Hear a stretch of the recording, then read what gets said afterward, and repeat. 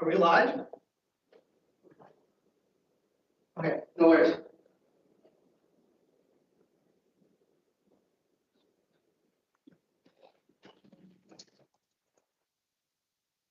All right. Well, good morning, everyone. Good afternoon.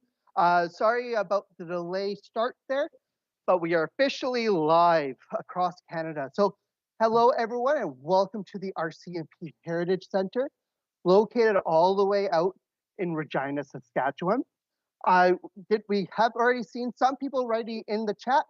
Feel free to say where you're from, say hello. This chat is also going to be where you guys can ask some questions to our presenters. So the RCMP Heritage Center on Patrol series allows us the opportunity to connect with officers all across Canada. And this is the second installment of our On Patrol series this school year. And we're so glad to have students from all across Canada, from the East Coast to the West Coast, even as far up north as Nunavut and the Yukon Territory. So glad to have everyone here today. So for those who don't know, the RCMP Heritage Center is actually a non-for-profit organization that works closely with the RCMP to tell its story. Our education team here, including myself, Mark, we tell the story of the force. And we do this in many ways, from hosting students and public to our museum here in Regina, to virtual opportunities as well for students that are unable to make it to Regina. And all of these opportunities are found on our website, but feel free to reach out to us and we would definitely help out if you're interested in any of these opportunities. With that being said though, what we're here for is to listen to some fun stories from our presenters. So it's my honor to actually welcome not one, but two RCMP officers today that are going to be sharing their story. So I'm going to introduce one of the officers, and she will then in turn introduce her special guest. So I would like to welcome Constable Peggy McConnell, coming live from Montague PEI this morning / this afternoon. So Peggy, please say hi to everyone. Hello, thank you so much for having us. It's a privilege for sure. Yeah. So my name is Constable Peggy McConnell. I have 13 years service and I'm currently posted in King's District, Montague of Prince Edward Island. I have with me my dad, and he's going to introduce himself and kind of go over his stuff, and then I'll get back to me. Yeah, perfect. All right, here he is. Yeah. Hello, everybody out there. My name is Constable Benny McConnell. I joined the RCMP in 1977. My first time around in the force, I did 35 years of service before I retired. I've been throughout Canada. I started off in Regina, Saskatchewan for training. I then went to Newfoundland and Labrador, where one of my highlights, I must say, was where I met my wife at my first posting in Corner Brook, Newfoundland.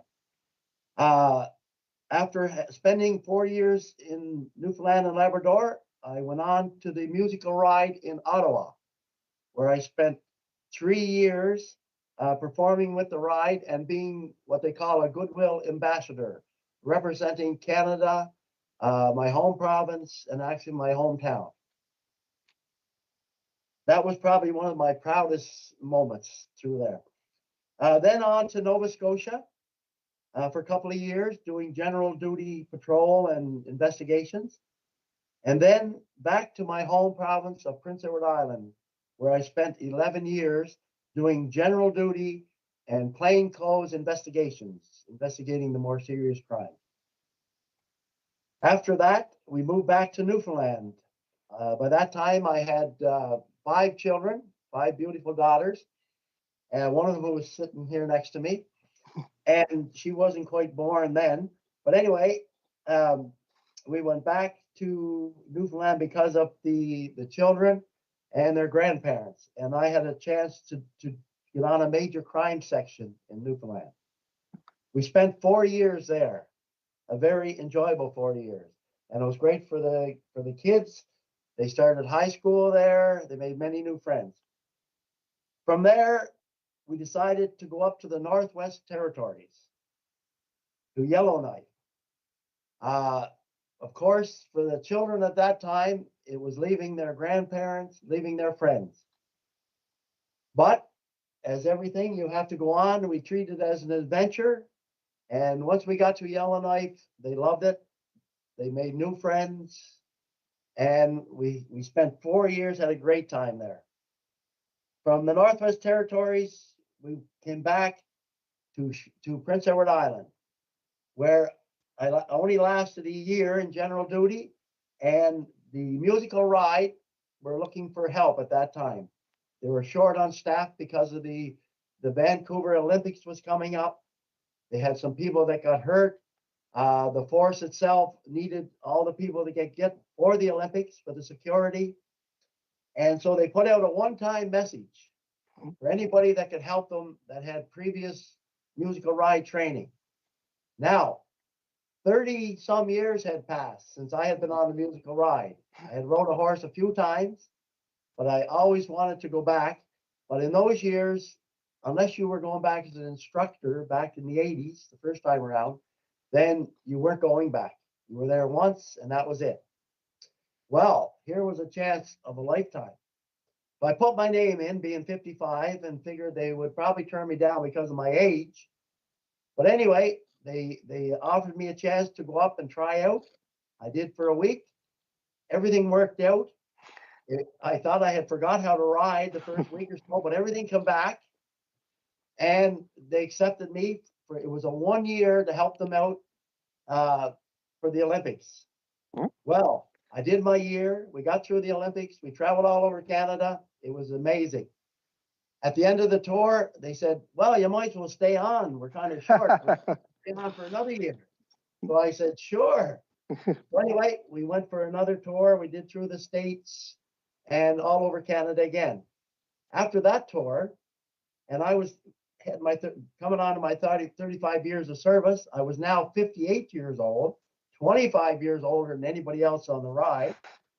And they said, we're going to perform in England for the Queen. You might as well stay around. So I did. And that was a very, very highlight for the Queen's Diamond Jubilee in 2012. And I got to personally meet the Queen, had tea with her, and got to meet a lot of the royals in England. It was an amazing tour. From the musical ride at that time, I retired. I had my 35 years in. And upon that, I returned to PEI, where I was asked by tourism and the RCMP to form a partnership and do a mounted patrol in Cavendish, PEI, which I did for 5 years. My mount was Goliath. He was not a musical ride horse, but he was donated by the CO of L Division. He had been a famous dressage horse throughout Canada and had ended up with an injury late in his career.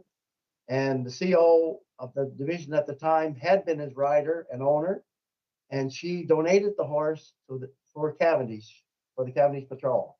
Goliath and myself, we became a major tourist attraction for those 5 years. People from the United States, Canada, Japan, everywhere. And our daily duty was to ride all over Cavendish and for people to take pictures and ask questions about the RCMP. Oh. It was amazing. There must be thousands and thousands of pictures throughout the world of Goliath and myself. Anyway, then that ended, and they started a reservist program at PEI, and they asked me if I would come back and join and do some general duties and also ride the horse. I became a reservist in 2019. I'm still an active reservist. This is my third deployment here. You sign up for a 3-year contract. I just recently signed up for my third, and very proud to do so. I just turned 70 years old in October. Excuse me. And I'm as proud today as I was when I first joined the force. Yeah, no, and you know what? Yeah, no, and you know what? It sounds like you had a great time and currently still having a great time in the force and what you've accomplished and the stories that you must have.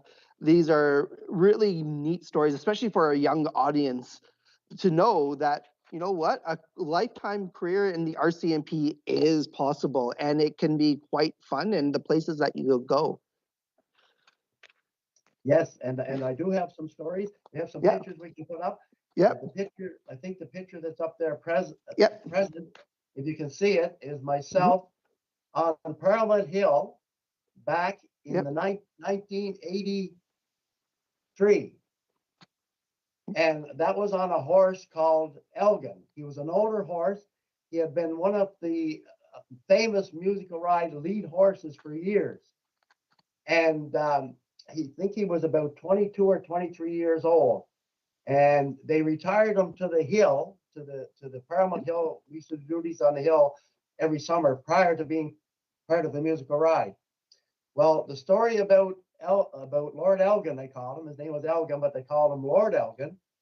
Was they had to take him out of retirement for a while to do a show because one of the other lead file horses had some health issues.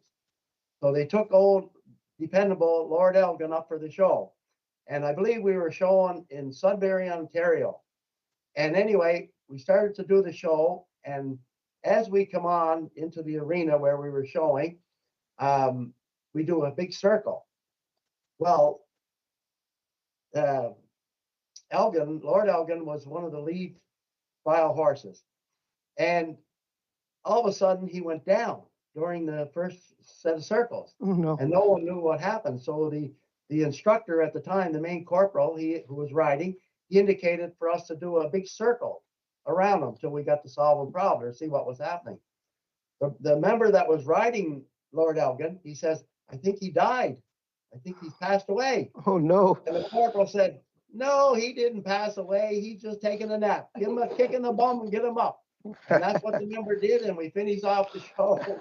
And they retired Lord Elgin at that time. So that was one story about the Musical Ride. Why don't you start with why you want to be a Malian? Why you want to be a Mountie? I love this story. Okay. Well, as you know, young kids, when you're young, you're always dreaming about things, what you want to be. Well, when I was 8 or 9 years old, I didn't know really what I wanted to be. And all my cousins and my friends at the time, they would say, oh, I'm going to be a lawyer. I'm going to be a doctor. I'm going to be a truck driver. I didn't really know what I wanted to be. My father, he had 3 different professions. He was a truck driver. He was a mechanic. He was a fisherman. And I just wanted to, I wanted to follow him. He was obviously my idol and my hero. And I wanted to be like him, but at the same time, I wanted to do something different. I loved helping. I cut grass around the little community I lived in Georgetown, PEI. I cut people's lawns. I used to do odd jobs for the seniors, and I got great satisfaction out of that. So anyway, I didn't really know what I wanted, but one day my friends and I were out at the local dump. On that day we were saying we were pirates. You know, we were adventurers. We were pirates of the day, and we were looking for treasure in the local dump. Anyway, I was digging around, and I came across, I seen a shiny thing sticking out of the ground. And when I picked it up, it was this pocket knife. I'll show it to you. It was a pocket Can knife. they see us on the screen? Yes, you're good to go. I don't know if you can see it or not. It was a pocket knife of a Mountie on a horse. And I loved horses. And as soon as I seen it, I said to my friends, that's what I'm going to be. And I still have that knife today. And lucky enough for me, you know, if you dream enough and you want something and you work for it hard enough, it will happen. So, hence the picture on the Musical Ride on the hill, the horse, the mounted rider. There he is. Yeah, there he is. Musical Ride to follow. And while on the Musical Ride, we did it. We did an American tour of all the state fairs. Okay. This was back in 1985. We met Bob Hope at one of the at one of the fairs in Puyallup, Washington. He was a stand-up comedian in the tent next to us. I actually met some movie stars. He played in Gone with the Wind, Sir Edward Hamilton. They can see this picture. Yes. Yeah. Yeah. And that's with his wife. That would be a second wife. And of Yep. course, the past president, Ronald Reagan, who was a movie star and had been in Hollywood with Sir Edward Hamilton. And anyway, we were doing a show and in Los Angeles, and I had the day off. And a friend who had traveled with us, who had worked in GM Studios in Ottawa, Ronnie Tompkins, who had been retired but followed the ride around and became basically a lifetime member of the ride with us. You know, he introduced me to Mr. Hamilton and asked me if I would take them out to supper and then show them the musical ride and tell them about it. Oh. So that was a highlight down there for me. Yeah, no kidding. He gave me this picture, and he gave me a personalized picture, autographed picture of himself when he was the actor in Gone with the Wind. So I got to meet him down there. And so that's the story on that picture. I think you could go back to the Hopedale pictures where you started. Those are Yes. interesting. I think they're back. Back this one. Yeah. Yeah. This one. Yeah. Well, Yeah. Early in my career, when I first went to Newfoundland and Labrador, I went to a training division, Newfoundland, in Corner Brook, which had a 50-man detachment, had everything you'd want there. And that's where I met my wife. I played on the local senior hockey team. There was a university, there was a college, there was everything you'd ever want. Yeah. Then I left there and I ended up going into an isolated post in Labrador, Hopedale, Labrador. And this was our detachment. You can see there that the detachment is actually a mobile home. It was 100 miles north of Goose Bay on the Labrador coast. And there was no roads. There was no washrooms. There was no streets. It was a very poor community. It was an indigenous community who faced a lot of challenges from where they lived. And they did have a school. And we were 4 members that looked after 4 different locations in Labrador. There was Hopedale was our main detachment. There was Makkovik, Davis Inlet, and Topsail.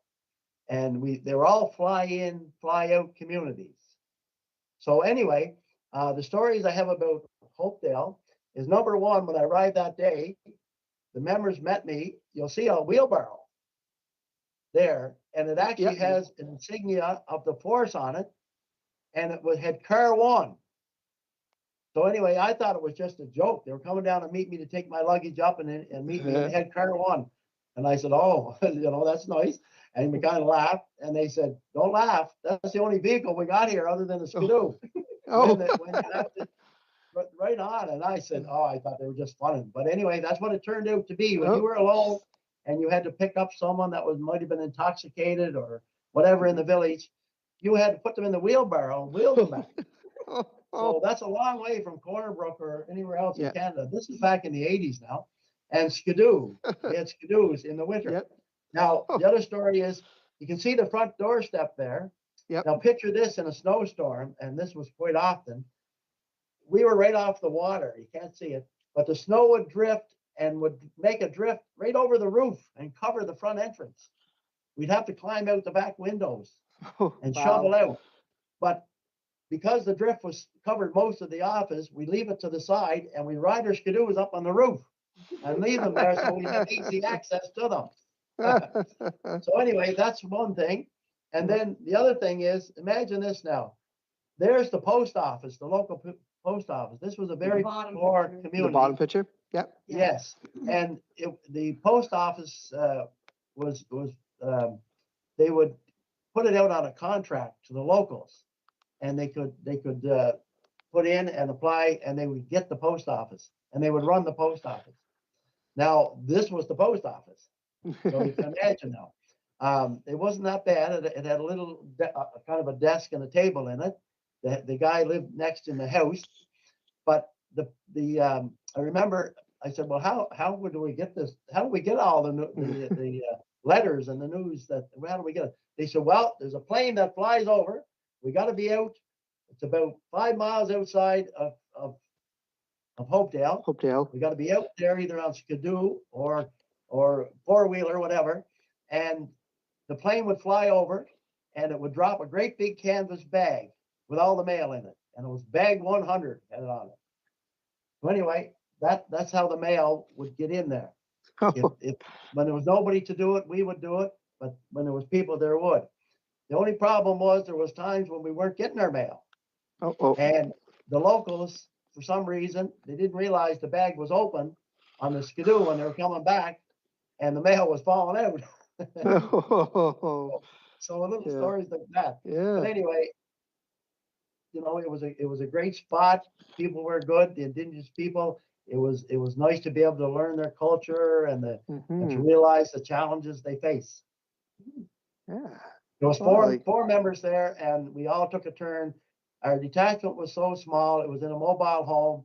There was only 2 bedrooms because we had to use 1 bedroom for the front of the trailer was the detachment, front entrance there, and basically we had 2 bedrooms, but 4 members. So there was always 2 members that had to be away to the different detachments, fly in, fly out. It was a great experience, and I would recommend it to anybody. Yeah. Yeah, no, well, thank you so much for sharing this story and the stories of just smaller communities. Even today, there are still detachments that do have maybe 2, 3 members, detachments, even today in 2025. So it's a great way of the members that I have had a chance to discuss this with as well also said that they love working in these smaller communities and these smaller detachments because of these great stories. One of the challenges I must say that we had in Hopedale that I remember, the only way in was by airplane or by boats and stuff. And for us, it was mostly airplane. We had our own force plane, and it was always Hopedale, Labrador had been it had been occupied by the Americans during the war, and there had been an early warning radar stations there, 2 great big beamiums. Now, when I was accepted to go to Hopedale, I knew it was a remote and it was isolated and I'd have to do without a lot of things. I looked at it as an adventure. And so anyway, my story is when we were flying in on the force plane to drop me off, it was the middle of the summer. And just as we approached the island, the pilot said to me, he said, "Do you know what you're getting into here? This is pretty remote." And I said, "No, and it don't really matter. It's all an adventure. I'll take it as it comes." And anyway, all of a sudden he says, "Well, there it is down below you." And I seen these 2 beamiums. And of course, I didn't know that it was a radar base or anything. And I said to him, "Well, it can't be too bad. It's got a double drive-in theater." And he started to laugh. He said, "Boy, are you ever in for a culture shock?" And anyway, he said there's no streets, there's no roads, there's no cars. But anyway, that's another story. And one challenge, just so the people realize, when you're young, I was this was one of my second postings, but the first in the isolated posting. And a lot of the time you have to deal with it with skills that you didn't realize you had, put it that way. And to come up with some ideas, say if the boss wasn't around or the members are away. So we came across a situation. It was in the middle of the summer, and there was only a small nursing station there with an older nurse, and she had actually retired. But anyway, on one occasion, we had to deal with a young Indigenous female she had some challenges with her weight. She was a big girl and actually weighed over 400 pounds. She accidentally took an overdose of some pills, and she got very sick. And so she ended up at the nurse's station, and the nurse called us and said, "I can't do anything for her. If we do not get her medical attention within a couple of hours, she's going to die." Well, we had to get into action. Number one, she was going into out of unconsciousness. How do we get her anywhere. Mhm. So it was either by boat or by plane. Lucky enough, there had been an airplane from some company that had landed that day to do with oil company or something, a pontoon plane. So he agreed to take her to the closest island, which was Awesome. probably an hour away. Yep. And there was apparently a doctor there, but he was treating other patients and he couldn't just leave and come. Yeah. So anyway, and it was serious what he was dealing with too. So then we had to figure out how are we going to get this person down to the plane. Like there was no ambulances, the wheelbarrow wouldn't carry her, and we had really had no other means other than just basically make up something to carry her. Mhm. So you're limited in what you have, but it's funny how you can come up with something if you need it. So Yeah. the community was aware of the situation by that time. It's only 150 Mhm. people there, it's small. Yep. And somebody donated a canvas tent. So we cut up the tent and we put some wooden handles in it to make to carry her Okay. in. And so there was a couple of members and a bunch of the members, a bunch of the people from the community pitched in, and we carried her down to the float where the plane was. So the next thing was to get her into the plane. And by this time, everybody from the community was concerned and had shown up. And anyway, so we couldn't get her through the doors of the plane, the small aircraft. It was like 5 or 6 passenger plane with pontoon. So then what do we do now? So between the pilot and ourselves, he said, well, we'll leave her in the tent, the canvas, and we wrapped her up. And he said, we'll tie her to the pontoon of the plane and we'll try that. He said, what else do we do? We gotta get her. Yep. So anyway, we secured her to the plane, to the pontoon, and she was, like I said, going in and out of unconsciousness. And so time was against us. So anyway, we get her onto the pontoon, get her secured, and she's going out, and everybody's happy to see it happening. There was only one problem. The plane couldn't get out of the water. Oh, We could no. only get one pontoon up. There was too much weight. So after 3 attempts, he had to come back. So what do we do now? So lucky enough, we made contact with the doctor, who by this time he had he could help out. So we took the young lady off the plane, and the pilot then flew to this island, which was in an hour away, and brought the doctor. And lucky enough, within 2 days, she survived. So that was quite a thing. Yeah, it shows you how important your roles are as RCMP officers, especially in smaller communities where you kind of have to really Be everything. use everything that you have to help in certain situations. So yeah, so just looking at the time, just making sure that we're good, because I know that some schools may be needing to log off right away at the end here. So, but you did mention that you were part of the musical ride, and not only once but twice. And we have some more photos. You shared some more photos of yourself when you were part of this musical ride. And I believe Peggy did mention that you have an interesting story. And then I know you have a quick little video to share. And then maybe we can continue on with Peggy's side of the story now too. Yeah. Yeah. Yeah. So. All right, to start off, the picture of the Mountie on the horse is myself. On my first mount was called Lusty. And I was on the musical ride at that time. Now, just prior to that, you're going to see a leg there. Yeah. With a metal object sticking out of it. Yeah, what is that? You might be wondering what that is. Yeah, what is it? In 1983, around March of 1983, while I was training to become a musical ride member, we were doing a rehearsal prior to going on the ride. We usually leave in May and go till October or whatever. But this was around March, and we still had 2 months to go. We were doing back then we used a Brown Surge. That's how many years ago it was. And we were doing a rehearsal. And as you can see in the other picture of me on the horse, I'm carrying a bamboo. It's called a lance. Okay. And it's approximately, I guess, 5 feet tall. And on the end of it, it has a chrome tip.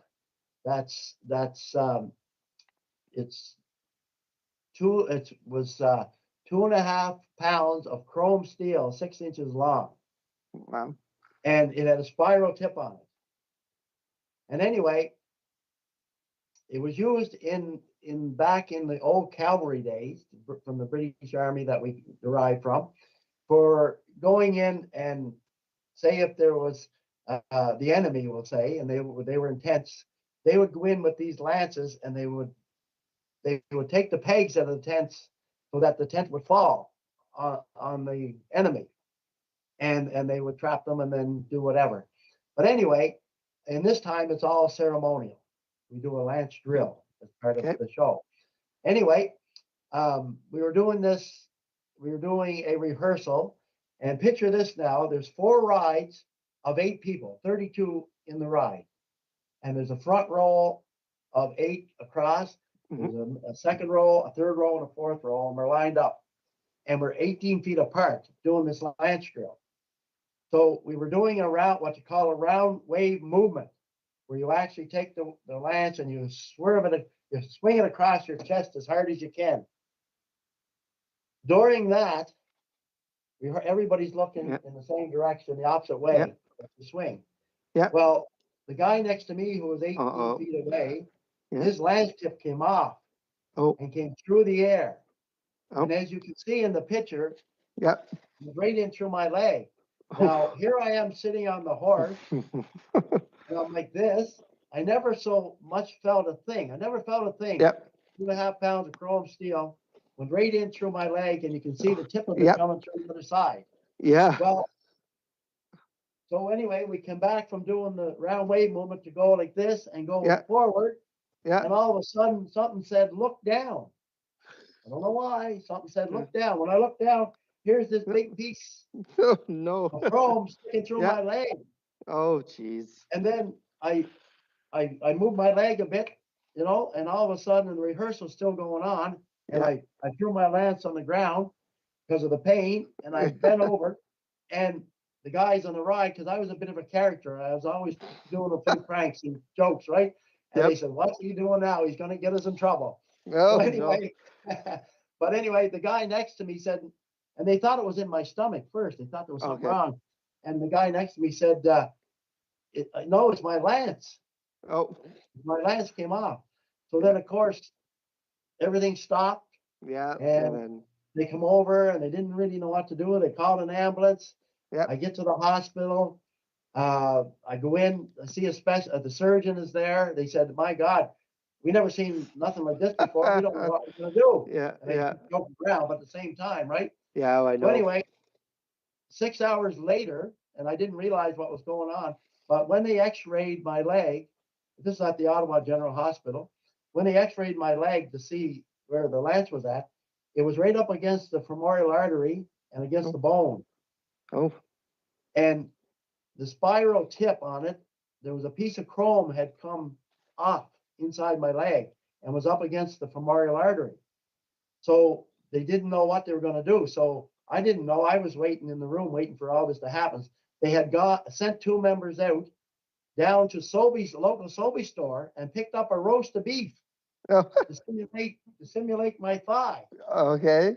And they got another lance from the Musical Ride stables, and they're putting it in and out to see what movement and how they could do this. Anyway, I didn't know all this happened until the next day. But anyway, before we went into the operation, the surgeon came to me and he said, "Benny," he said, "I got to be honest with you." He said, "Where this is located," he said, "when we try to take that lance out, it could hit the artery and you may bleed to death, or we may have to take the leg off to save your life." He said, "I just thought you would know before you go in." And I said, "Well, hopefully you won't have to, hopefully none of that." Right? Yeah. But anyway, they operated, And the next day when I woke up, the first thing I looked at the course to see if I had my Wild leg, and I did. Oh, So anyway, perfect. I was off. They thought they were going to have to replace me because they didn't think I was going to be able to walk for a long time, and they didn't think I was able to go on the tour. So anyway, on my own time, I got back to the stables.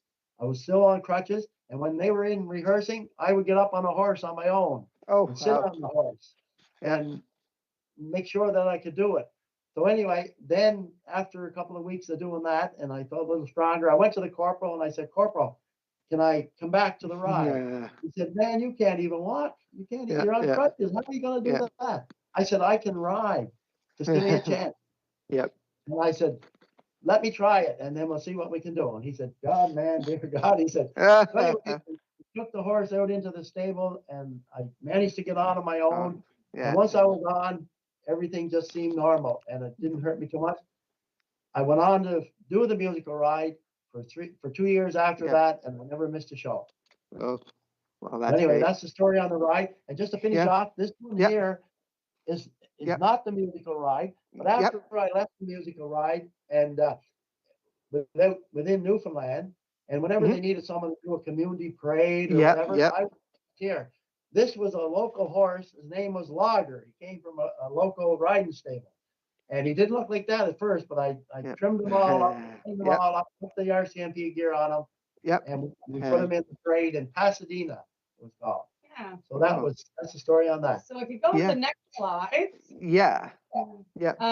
So then he goes back. So then tell him about your second time on Musical Ride, and then there's a video as well. Well, I mentioned that the second time I went back was 35 years later. They're looking for someone to come back. And like I said, I was 55 years old. And when we went to England, we all had our pictures taken behind Windsor Castle. So that's Windsor Castle. Yep, that's Windsor Castle. And that's where the picture is there. We had a group picture and individual pictures. And that's on my horse there, William. And the other picture here was at the Vancouver Olympics when I first came back in 2010. We were at the Olympics in Vancouver, and we just happened to be set up the musical ride under the flame, the Olympic flame. And it just so happened myself and those three, the other two members there, happened to be in that location. And that picture ended up as a wall mural in the history of art at the Museum of Art in Ottawa. A full area. So that was nice. And there's a guy to the left of Benny, so Benny's in the middle. To the left is Corporal Jason Muse, and Jason actually works with us here in Montague. Jason came. Right on. Actually, one of my supervisors here. So Okay. I know that we have a video, but I'm thinking just for some time's sake, why don't we jump to you, Peggy, and learn a little bit about why Benny came and talked about his experience, because this experience actually led you to becoming an RCMP officer. And then at the end, we'll maybe have a chance to play the video. And for those who may have to sign off a little earlier, can have the opportunity to come back and see Benny in the musical ride during the Queen 90th. So we'll just skip this for now, and then we'll come back to it at the end. And all right. So if you look at the first two, the pictures on the right, that's me and my dad at my graduation in Regina, Saskatchewan on, I think it was November 7th, 2011. And then the one on the left is actually, so my dad did my badge presentation. So when you graduate from depot, it's either the CO of depot who gives you your badge. But if you have like a close, like a parent or a brother or a spouse or something like that, they can actually present you with your badge during the badge ceremony. So I got the honor of getting my dad to present me with my badge. And then fast forward, I'm back in PEI, and my dad is coming back to work after he retired as a reservist. And so I got to present him with his badge, actually, his reserve badge, because his other badge is like encased and whatever. So that was a really, like, not too many people get to do that, right? For sure. And so I did become a police officer mostly because of my dad, like grew up watching him and stuff. And two, I wasn't a great student. I wasn't, I was like a good student, don't get me wrong, but I wasn't like marks oriented or anything like that. I just wanted to hurry up and be done and graduate, right? One of the big driving forces for me was like, oh, I don't have to go to university. I don't have to do all this, the stress of applying. I just needed my grade 12, right? I'm like, this is what I'm going to do. But actually, since like probably grade 9, I started talking to my dad about this, and he'd be like, Peg, you just got to get through school. Peg, you just got to get through school, right? And so I started actually applying to the RCMP like as soon as I had enough credits and I was old enough to apply. I did get deferred 4 times. Yeah, it happens. Yep. Yeah. But you know what? Every time that it would like, so every year or whatever, however long my deferral was, I was literally there to the day, like reapplying. Like, okay, let's start again. Okay. It wasn't like whether or not I was going to get in. It's like, okay, like when I do, right? So that's how I got in and did that. And I actually, as an RCMP kid growing up, like we lived in PEI for the majority of my life until I was like 13 or 14.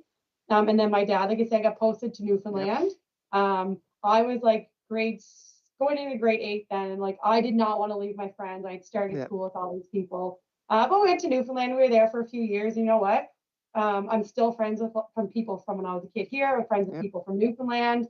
We spent a few years there, and actually, when I was the year I was going into grade 12, so like a big year where you're graduating with friends, things like that. My dad got transferred to Yellowknife, Northwest Territories. So that was an adventure all on its own, just driving across Canada and seeing everything. So then I did my grade 12 year up there, and you know that's one of the biggest things that I'm like so thankful for is having the opportunities as a child and as a youth and things like that to see all of Canada, to meet the different people, to see different cultures, right? Like coming from small town PEI, even going to Newfoundland was an adjustment, even though I'd been there to visit and stuff like that because my mom is from there. And then going to Yellowknife, Northwest Territories, huge. That was huge. So, and I love it. And I'm still like, you know, so I actually applied at a Yellowknife, got into the RCP, got posted to Meadow Lake, Saskatchewan.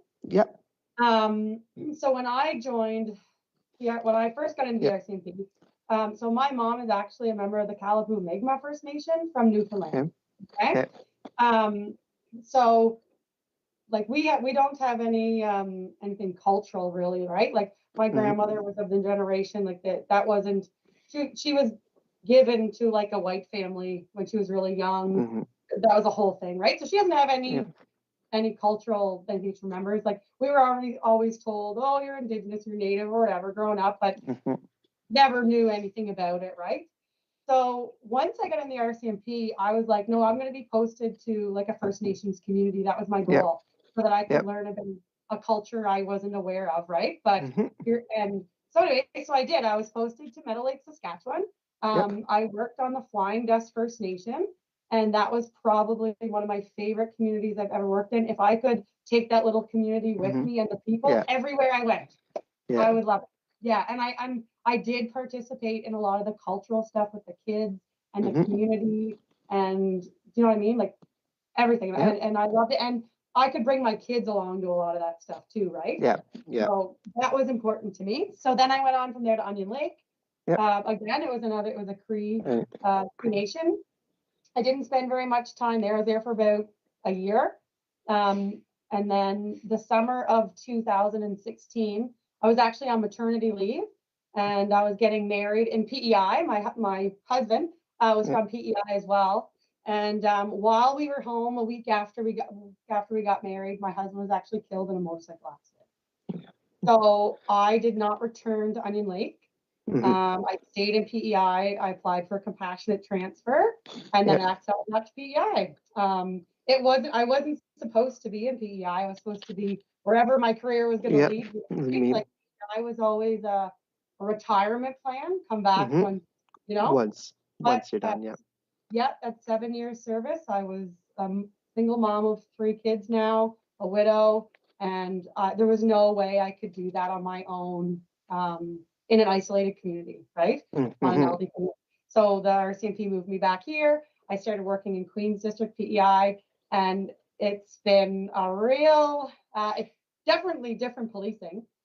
So being home and being a part of like getting back into that, like people that I know.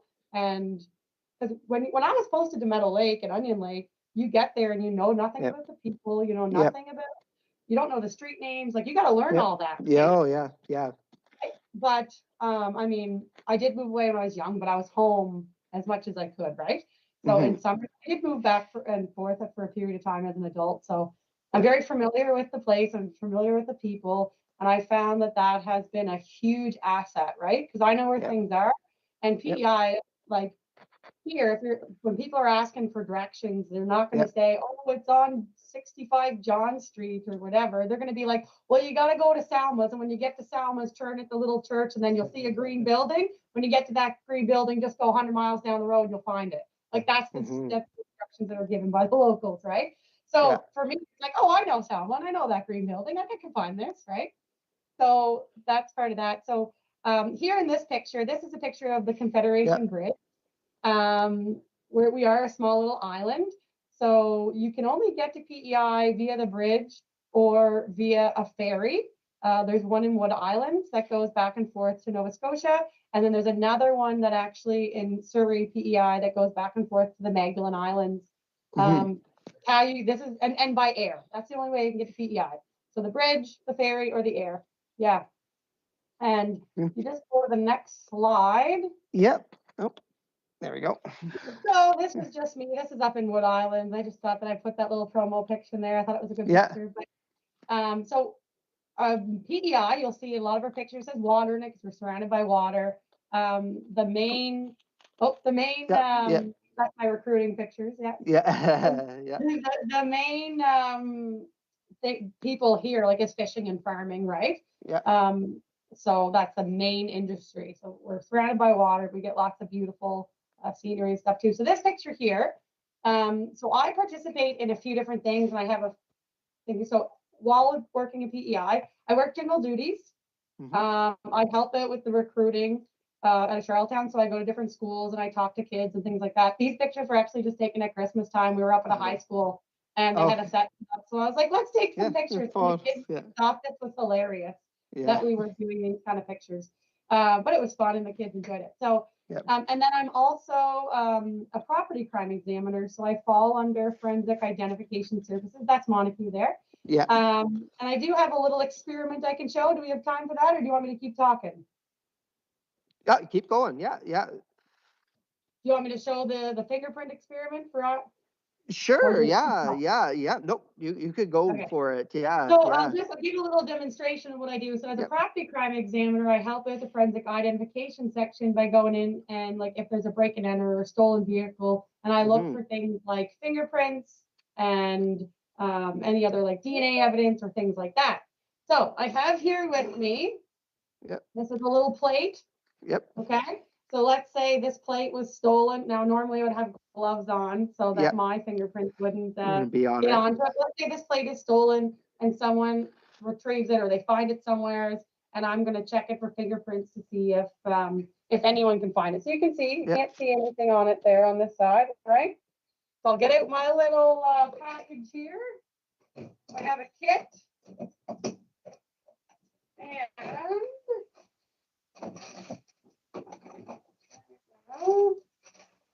So then I have here, this is called black magna powder, okay? So I can take this, and it's really cool. This is a metal, little thing here, so it collects the dust, and it can use that.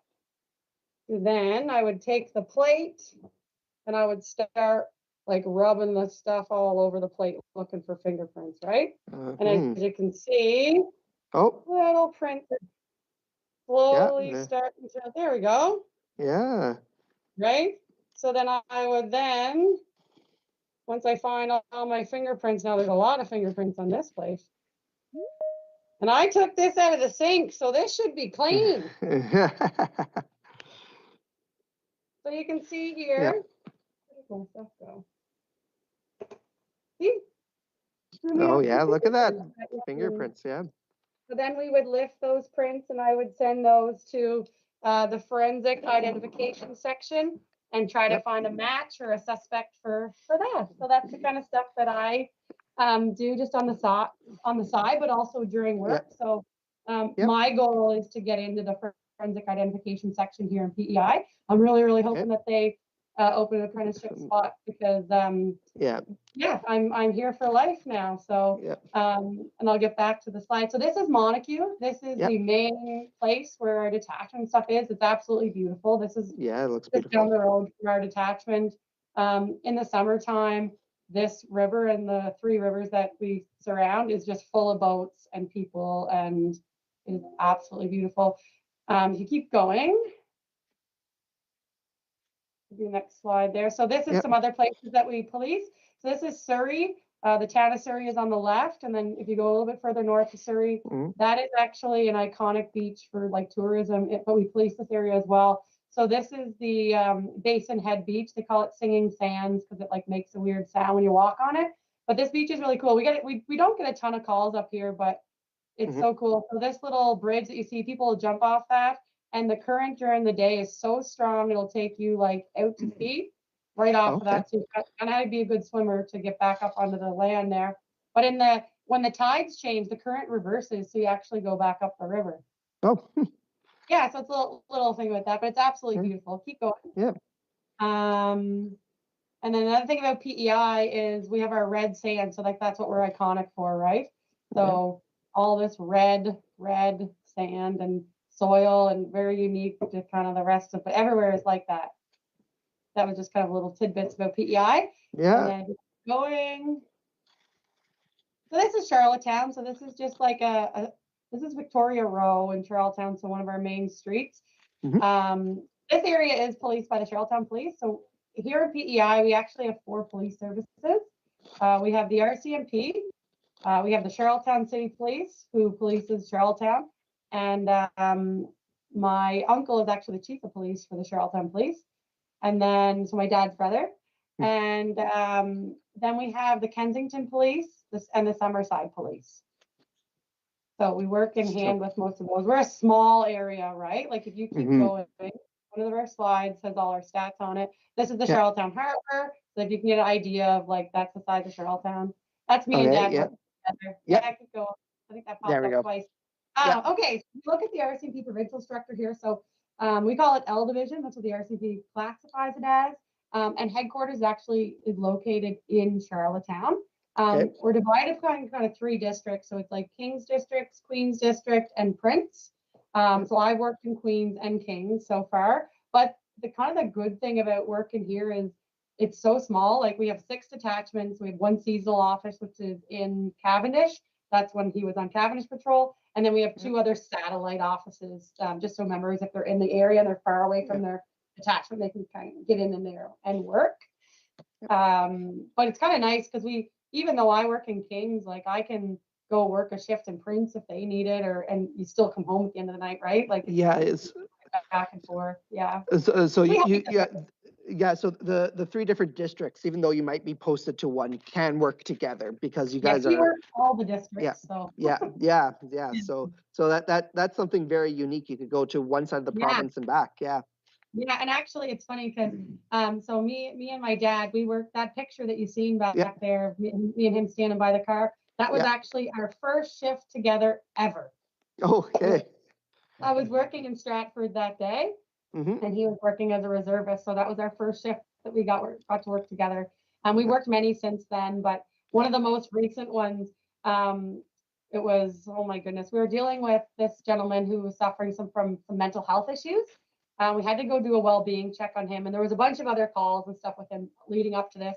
But it was like 2 or 3 o'clock in the morning. It was just me and my dad working. We had to go out and check on this house. He lives in like a very isolated area. We get out there, and first of all, he's got like a gate or something, or a rope or something put up. So we take the rope down and we drive up the driveway because I said, I don't want to be far away from our vehicle, right? So we drive up and we're together in the same vehicle. And we notice all these strange things, like he's got little stuff buried, like cans and stuff, like half buried through the yard. There's like weird things hanging from the trees that he's got hung up. Like it's like very strange. So we just knock on the door to do like a well-being check on him to like literally check on him. And from inside, and he doesn't want to come out, right? And we're like, we know he's in there. So we're like trying to talk to him through the door. And all of a sudden he starts his chainsaw inside the house. Like very, so anyway, I'm like, oh, so Dad's like, no, get in the car. Like, we're leaving. We'll deal with this. We'll meet anywhere. And then of course me, I'm like, well, we gotta check on him. And he's like, Dad's like, no, because if he comes out with that, like we could have to shoot him, right? And we don't want that. We're doing a well-being check. We're leaving. Yeah. Okay, so it's nice having that because he's got like, not that I don't have the experience, but he has kind of that further experience, right? And so, and there's been lots of times too that, you know, I'll call and ask Dan, like, oh, I don't know what to do about this, or so he'll come, I can bounce ideas off him and he gives really good advice. Or I'll call him and be like, hey, I'm looking for so-and-so. Do you know who this is? And he knows everybody in PEI. So he's like, actually, go check this place. We'll talk to him. We have that too. So so if you keep going through the slide, so this is just kind of how our provinces break. This is like the funding or whatever, but because we're all on contract, right? So regular members, like we have 105 provincial contracts. So, and then we have the RM stands for regular member. The CM is like our admin staff, PSE, same thing. So regular members working provincial contracts. So that would be like at the detachments and headquarters and stuff would be, we have 105 members.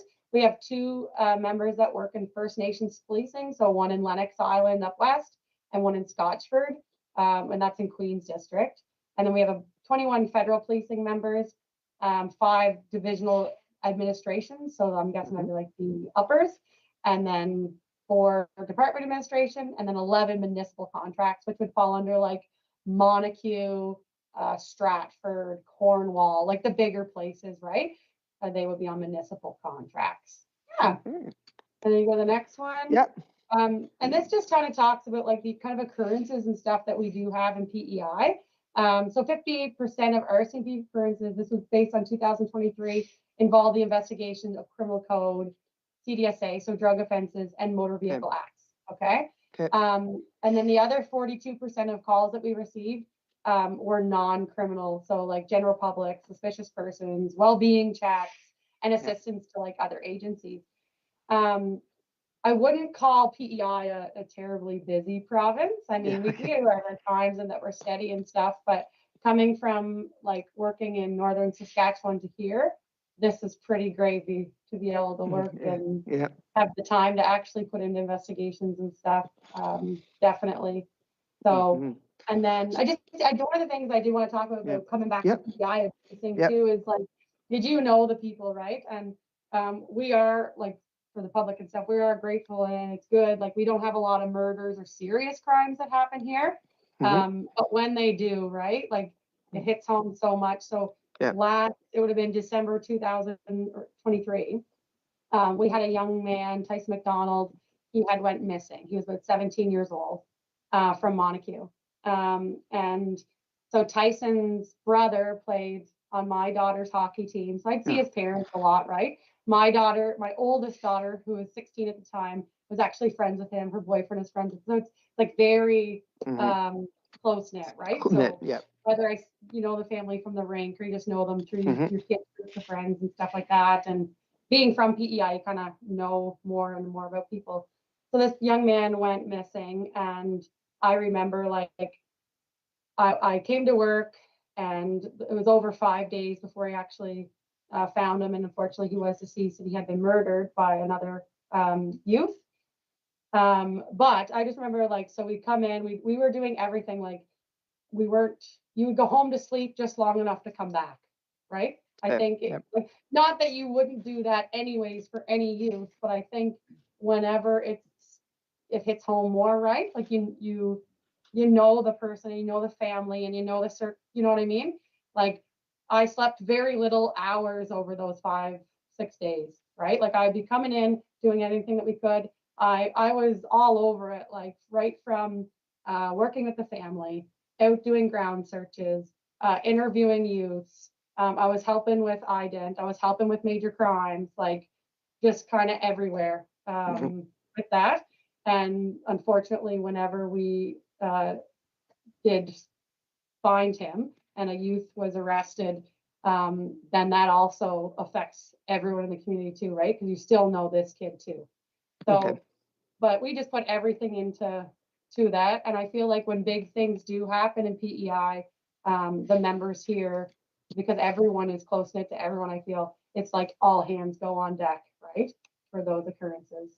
And yeah, so I mean, it was a terrible outcome, but we were able to, right before Christmas, be able to give that family not closure, but at least that their son wasn't out there and they didn't know where he was, right? So anyways, it's unfortunate and it's hard, but I think it makes you, it drives you a bit more being home and kind of policing your own too. Yeah. Yeah. And then if you keep going, what else do we have in here? Yeah. So this is just like our operational support services. So this is actually a list of just kind of generally for the RCMP. So like we do have the major crime unit here in PEI. We do have police dog services. We do have forensic identification services. We do have the internet child exploitation unit. But things like specialty things like underwater recovery team, the emergency response team, crisis negotiation, special tactical operations, explosives unit, all those would be support services that we would have to get actually from Halifax or New Brunswick or be brought in because we don't have them here, right? And I think just kind of looking at things now, like we do have a lot of services and we're growing, we're getting bigger, but I mean, I think whenever Benny first worked here back years ago, like what would you have had brought back then as services? Well, we probably had the dog service for sure. The explosive unit might have been out of Ottawa or somewhere a lot further away. The major crimes would have to come from another province. We had our own provincial crime unit. It was called General Investigation Section. Underwater recovery team, well, we would just probably hire some local divers and stuff to assist us to go down and check whatever. Crisis negotiation, there was probably at least one member that could be a negotiator. If not, he would have to come from another province. Special tactical operations, well, that didn't exist. And ICE unit probably didn't exist either. No, it was, but we didn't have the crimes back then either, right? We didn't have the crimes. Break and enters, impaired driving, property offenses. That was the major crimes in PEI back then. Yeah, one of the ones that's not listed on there that we do have in PEI is actually the traffic services unit. That's another one that we do have now. Yeah, so that's kind of the stuff that we do, and within these, it's just specialized units, right? So this is our police dog. Police dog, right now, yeah. So actually, this is our old one. This is the old picture. He's gone now. I think. But that would be a representation of the PSD. And then and you talked about patrol. So in the summer, like I said, we do have a lot of farming and fishing and things like that. So we do get out on the waters and do a lot of that stuff. And they work with the Coast Guard and fisheries department. So they do like a lot of joint stuff with them. I would love to have that course because I think that would be fun just to be on the water all summer. But yeah. And then what else do we got here? This is just another picture of the bridge. Services. I put that in for traffic services. And that bridge was built in '95, if I remember correctly, correct? I was in elementary school. It was really cool when this came in because in PEI at that time, I remember we weren't allowed to have any aluminum cans in PEI. Like you could not buy like a pop can. Everything was glass bottle. Because we didn't have the facilities to deal with the waste of it. So you actually couldn't, and you weren't allowed to legally, you weren't allowed to bring in pop to PEI. So I remember shortly after the bridge was put in, now they can check out our garbage, right? Now they can take the aluminum. So suddenly there was like, and people loved it because they could bring the pop now in here. But it was like almost like bootlegging Pepsi, right? So anyways, but then I remember the bridge at that time, that was a big thing because now we were allowed to have aluminum cans. Yeah. Yeah. So And this is this connects the island to the mainland of Canada as New well. So Brunswick, this is yeah, prior to that, it was just ferries, if I ferries, yeah. recall. Yeah. So yeah, so with this bridge, it probably opened up quite a bit more for the province as well. Oh, 100%. We're not so Yeah. isolated now, right? Yeah. And then what else do we have here? So this is actually, that's our old CO. I can't pronounce his last name because I always end up calling him Sammy Soso, and I apologize if he's watching. But he was a great guy, and this is actually the and I think that's Troy McLean with him. Okay. Out for Sergeant Major, or Okay. Anyways, yeah. So these are big events for PEI. So every summer, Cavendish Beach Music Festival in July. It brings up to like 50,000 people just for the concerts, on top of our already. They say that in the summertime, PEI's population actually goes up to almost 1 million people because. Oh wow. But so 30 to 40,000 come just for these concerts, and there's one at the SOMO is in September, but Cavendish Beach is in. This is what this is, and it's actually fun because we work this, and to work one of the summers up at Cavendish Beach. It was awesome. It's super busy, but you get to do kind of the fun stuff, like the different celebrities and stuff that come. So it's a great time. And the organizers usually Constable Cindy Bowering. She usually does all the emergency and police planning for this. And so it's a lot to it. Like as soon as they're done with one event, they're planning again for the next year. So and I'm sure it's a busy time for police officers during that time too, because there's a big influx of people. Yeah, and we bring on all our reservists. Yep. We bring on reservists from other provinces and other members too. Yeah. Just for this weekend. Yeah. So that's a big event that we get to police. This is actually, this summer was the 50th anniversary of Women in the RCMP. So I got to, that's me on the little left there. We got to march in the Gold Cup and Saucer Parade, which Old Home Week is here in PEI. That's marching on the left. And I just added a picture in of like the original first troop of women, right? So this is the Gold Cup and Saucer is a huge parade. I think it's one of the biggest parades east of Montreal. We have it every year for Old Home Week. It's another thing in the summer, and I think it like piggybacks the Cavendish Beach. It's either like the week after or the week before. And it's all within the same time. Yeah, of course it is. Keeps us very busy with events and things like that in the summer, but again, it's worth it, right? And I was so proud to be able to march in this with all these women. Yeah. Big event. Yep. And then we do the Musical Ride comes to visit us sometimes. Yep. I'm not 100% sure on what event was going on. This was probably up within the last few years. Yeah, and then just some more events. So this is the CDP, the Charlottetown Driving Park in Charlottetown. This is like what Old Home Week is based around. So we have this really big Gold Cup race, I guess. It starts at like a few minutes midnight or something. But this again, like if you're an Islander or especially if you're involved like the racing, everyone is there. Yeah, big deal. Okay, yeah, big money race. And then these are just some of our powwows, the grand entry. These ones were done in Scotchford. I can tell just by the people that are in the photos.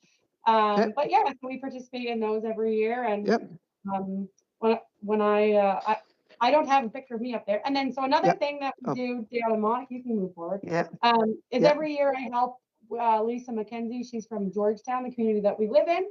Her boys organize a Toys for Tots fundraiser every year. So we always chip in and play a hockey game to get people in the door and donating toys. So this is 2 different years. It's always really good turnout, and we help raise money for the Toys for Tots program here in PEI. So, and we're there on the bottom. He plays every year. Yeah. So we have not been team yet, but We will. Yeah, yeah. And for those who may have noticed or recognized the name, we did talk about Toys for Tots when our last session with Constable Jason Emmons from Northwest Territories, Yeah. who actually, I think you mentioned that you actually know him as well, and I know of he, him. yeah, know of him, yeah. So he was heavily involved in that program as Yeah, well. and they had massive amounts. I think that's Yeah. kind of it. I don't, Yeah. for we, if anyone has any questions. Yes. I know that we have gone over time, so I don't know if there's anyone left on this call right now live. But that being said, if there are questions, please put them in the chat. Those who are watching this afterwards, or if they had to leave a little earlier due to lunches or end of day, feel free to give me an email with your questions, and I could forward those on to Peggy and Benny, and we could get responses that way, because I know we had some technical glitches at the start, so we kind of ended up going a bit over time. But we do have one question that was posted, so thank you for that person. And the question is to Peggy or Benny. What was your favorite post that you would say that? I'll let you go first. Yeah. Well, actually, I have a couple. Okay. One would be Corner Brook, Newfoundland, the city of Corner Brook, Newfoundland, where I met my wife. Yep. And I was eventually married there several years later. And I'd have to say the musical ride. Yeah. Okay. I've been there twice. The musical ride was amazing. Was amazing, and one of definitely the highlights of my career. And yeah, and you know, I would have to say that any younger people that want to join the force might want to consider to try to be a member of the musical ride. You don't have to have any riding experience. They will train you. Yeah. Okay.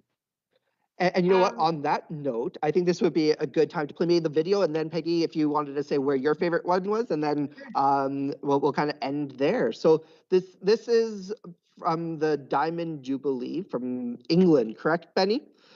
Yes. Yes. So this is the actual performance where the musical ride performed for the 2012 Queen Elizabeth's Diamond Jubilee. Yeah. Okay. Here we go.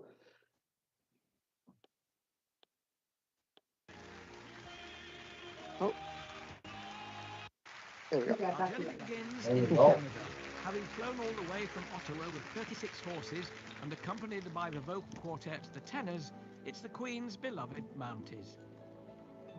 And what is that formation that This is just one that we did specifically.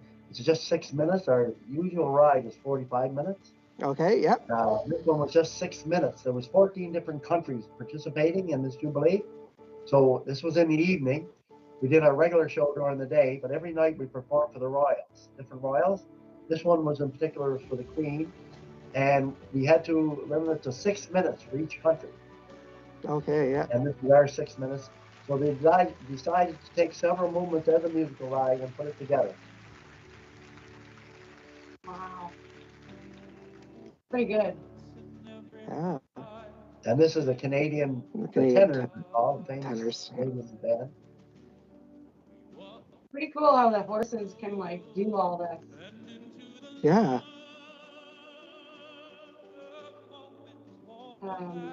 The actual place we're showing is actually the backyard of Windsor Castle, which is 1,000 acres. Okay.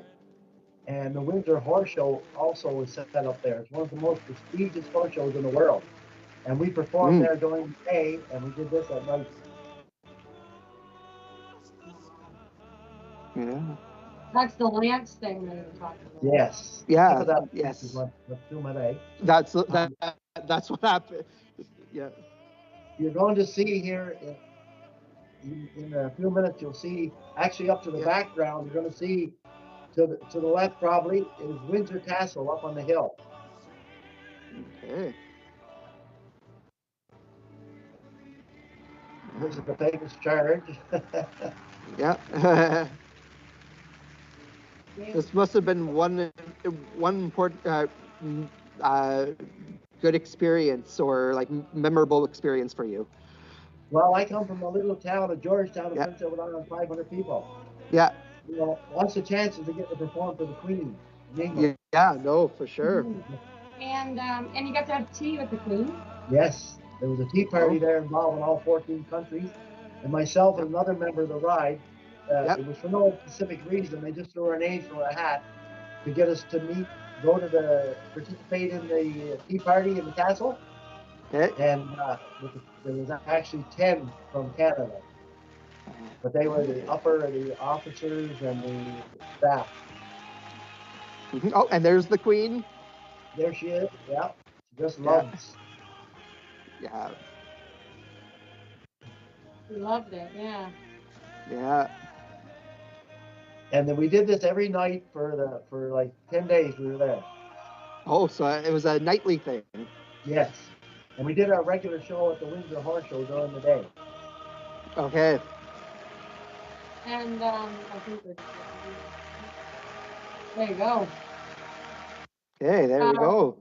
Yeah, so I guess back to the question, my favorite posting. Yeah. Well, I kind of have two parts to it, right? Yeah. So I was being posted before I was even a police officer because I had to follow it. Yeah. So as a kid, my favorite post, I'm biased to PEI obviously because I consider it home.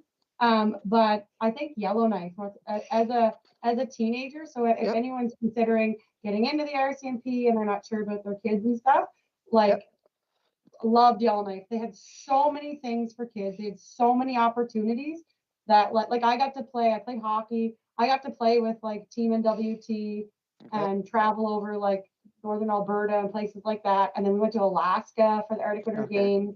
So like if I had been in PEI or Newfoundland, I wasn't getting on a provincial team, right? But but there's way less people up there doing it, right? So I had the opportunity to play on an all-NW team. I actually became the captain of that team. We went to Alaska.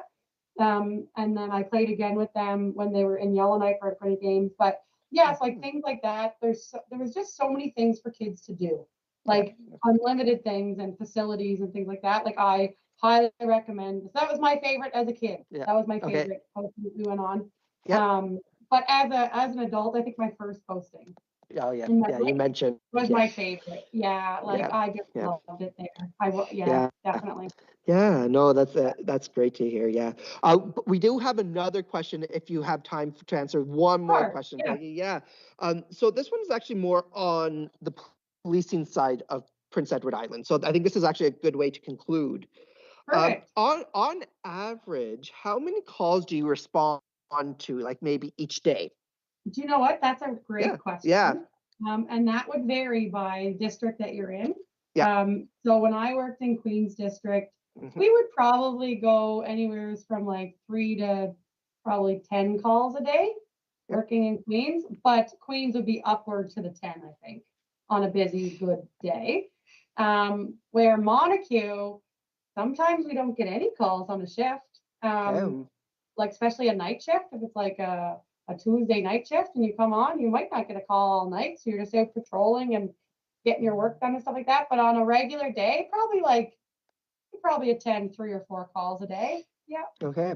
Now, when I was in Saskatchewan, it would be nothing for us to attend like 20 calls a day, right? So that's the difference. But for PEI specifically, it just varies, but not a ton. But we got to remember, we have a lot of driving for our districts too, right? Yeah. So like, if you're only attending three calls, it might take you all day to like drive to that place, do that stuff, and then go to the next one and drive to that place, and right. So it's a lot of driving. Okay.